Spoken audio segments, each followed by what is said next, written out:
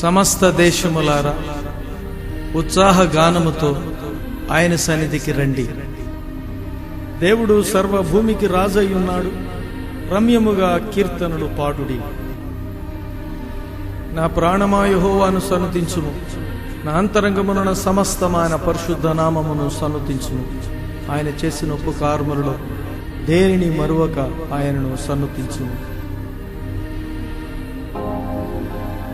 సృష్టికర్త అయిన యెహోవా దేవునికి, రక్షణకర్త అయిన యేసు ప్రభువునకు, ఆదరణకర్త అయిన పరిశుద్ధాత్మ దేవునికి వందనములు, స్తోత్రములు.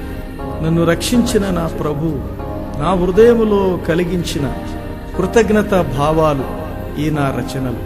నా హృదయంతరంగములో మెదిలిన ఆలాపనలే ఈ రాగాలు.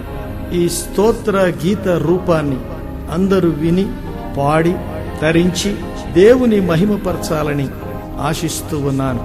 ఆయన ఇశ్రాయేలీయులు చెల్లించు స్తుతులపైన ఆశీనుడై ఉన్నాడు.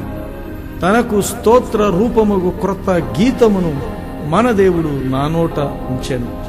సేవా పరిచర్య కొరకు మీరు ప్రార్థించమని వందనములతో, రాకడ శుభములతో కొటికల లెమెక్ శామ్యూల్ శ్యాంబాబు, విజయవాడ.